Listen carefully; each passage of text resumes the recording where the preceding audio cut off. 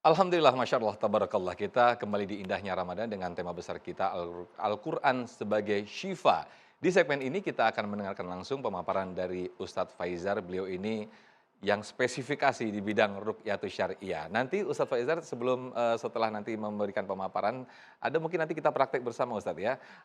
Ayat-ayat apa aja yang biasanya dibacakan dari ayat Al-Quran untuk Ruqyatus Syariah. Fadal Ustadz. Mungkin kita akan ruqyah bersama nanti. Boleh. Silakan Ustadz Faizar. Ya. Bismillah. Alhamdulillah wassalatu wassalamu ala Rasulillah. Yang saya muliakan Ustaz Abdul Somad, gurunda kita semuanya dan para asatidzah dan semua hadirin serta pemirsa yang sedang melaksanakan santap sahur di rumah masing-masing. Al-Qur'an sebagai asyifa seperti yang sudah dijelaskan oleh gurunda kita itu dijelaskan di beberapa ayat dalam Al-Qur'an. Surat Yunus misalnya ayat 57. Ya ayuhan nasu qad ja'atkum mau'izatum mir rabbikum wa syifaa'un lima fis suduri wa hudaw wa rahmatul lil mu'minin.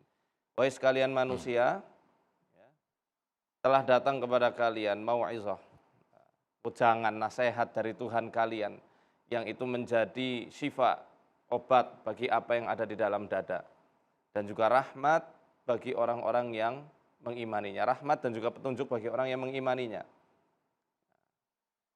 Di ayat ini secara spesifik menjelaskan bahwa Quran sebagai syifa bagi apa-apa yang ada dalam dada kita. Sedangkan penyakit-penyakit itu dijelaskan oleh Ibnu Qayyim al-Jauziyah di dalam kitab At-Tibbu An-Nabawiyyu, dalam kitab Ighatsatul Lahfan dan lain-lainnya, menjelaskan bahwa penyakit itu secara garis besar ada dua. Karena perangkat manusia itu terdiri dari perangkat fisik dan metafisik, baik yang zahir maupun yang gaib. Nah, yang zahir ini penyakit jasmani, ya, misal migrain, vertigo, asam lambung kumat, atau kemudian penyakit di paru-paru, jantung dan seterusnya. Itu masuk kepada penyakit klinis, penyakit medis yang bisa terdiagnosa melalui tenaga medis. Ada juga penyakit metafisik. Nah, penyakit metafisik atau penyakit gaib itu sumbernya memang ada dari dalam hati manusia. Maka saya membagi itu menjadi metafisik secara internal dan eksternal. Kalau yang secara internal ini kadang-kadang ya karena masalah kesedihan dari orang itu, kemarahan yang mengendap selama bertahun-tahun, kemudian ketakutan yang tidak mendasar, atau syahwat yang terlalu bergejolak. Itu semua ada di dalam hati karena kita punya perangkat semenjak kita dilahirkan ke bumi. Ya, Rasul SAW menjelaskan, ma min ahadin minkum illa waqad wukila qarinuhu minal jinni wa qarinuhu minal malaikah.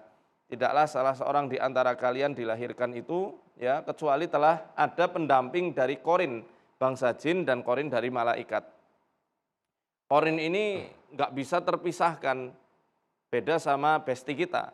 Kita punya sahabat dekat, di masa-masa privasi pasti sahabat kita nggak akan ikutan. Nggak mungkin kan sahabat masuk ke toilet bareng-bareng, ya, atau ketika malam pertama bareng-bareng ada mungkin. Maka tapi kalau korin ini nggak terpisahkan, makanya ada yang namanya doa-doa yang dianjurkan oleh Nabi SAW.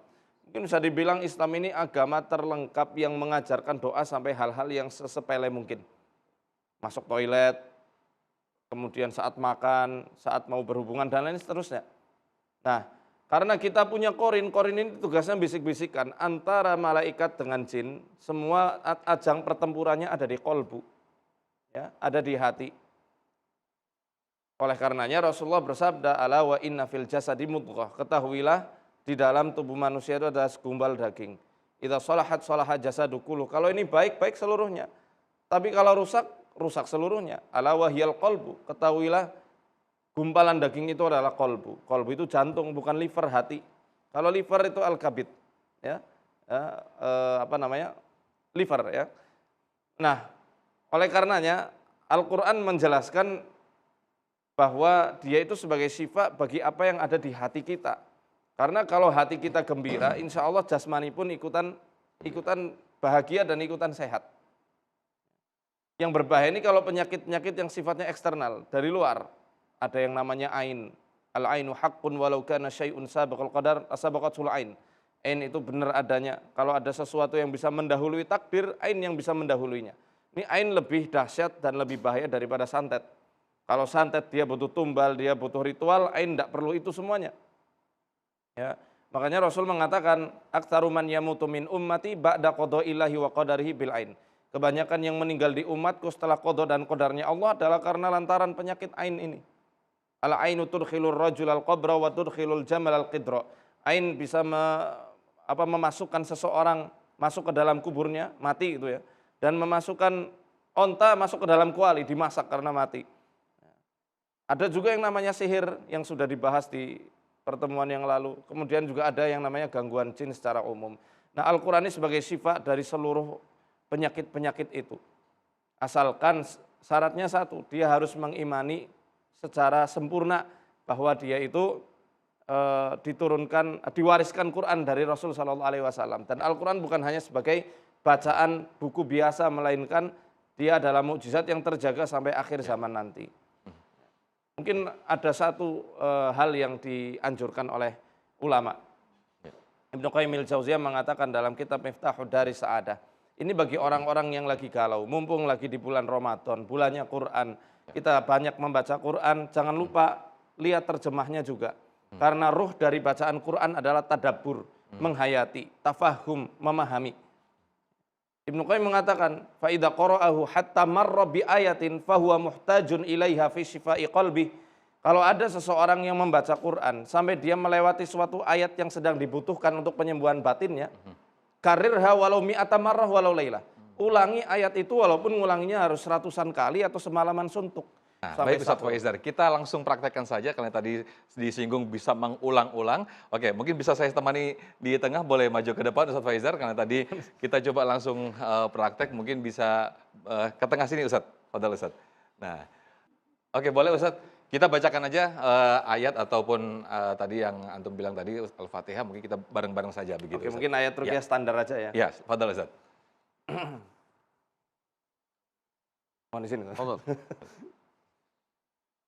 أعوذ بالله من الشيطان الرجيم بسم الله الرحمن الرحيم الحمد لله رب العالمين الرحمن الرحيم مالك يوم الدين إياك نعبد وإياك نستعين اهدنا الصراط المستقيم صراط الذين أنعمت عليهم غير المغضوب عليهم ولا الضالين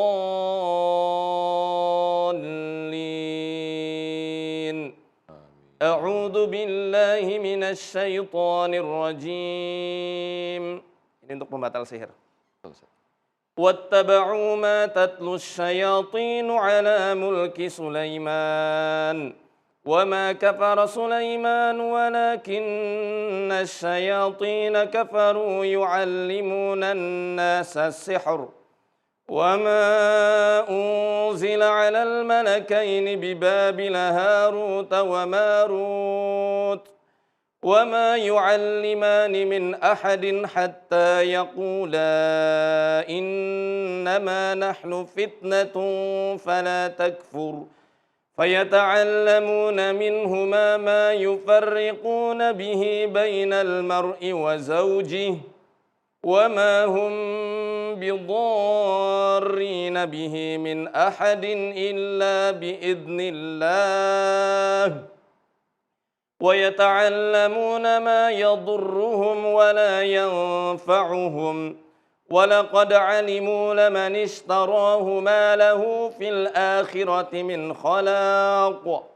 ولبئس ما شروا به أنفسهم لو كانوا يعلمون ولو أنهم آمنوا واتقوا لمثوبة من عند الله خير لو كانوا يعلمون أعوذ بالله من الشيطان الرجيم الله لا إله إلا هو الحي القيوم لا تأخذه سنة ولا نوم له ما في السماوات وما في الأرض من ذا الذي يشفع عنده إلا بإذنه يعلم ما بين أيديهم وما خلفهم ولا يحيطون بشيء من علمه إلا بما شاء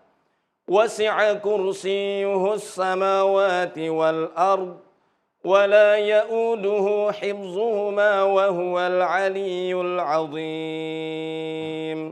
Sadaqallah. Sadaqallahul azim. Fadhal Ustaz, boleh duduk kembali. Masya Allah, tabarakallah apa yang disampaikan Ustaz tadi. Ini bagaimana? Terasa tenang, sejuk atau sebaliknya? Gelisah. Nah ini kru-kru bagaimana nih? Jangan-jangan gelisah nih, kelojotan nih jangan-jangan. Oke, baik.